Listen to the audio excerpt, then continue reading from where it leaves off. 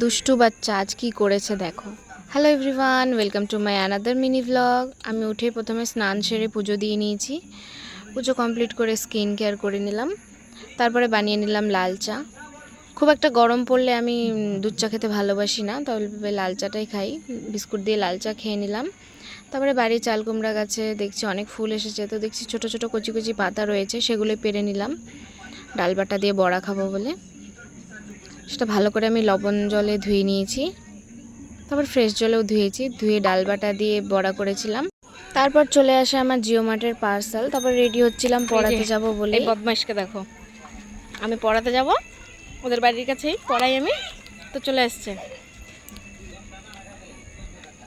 এই দুষ্টুটা। তারপর আমি পড়িয়ে ছুটি দিয়ে নিয়ে চলে গেছি দোকানে ওদের জন্য নুডলস নিতে। তো ওর জন্য নিয়েছি, যাকে আমি পড়াই আমি তার জন্য নিয়েছিলাম।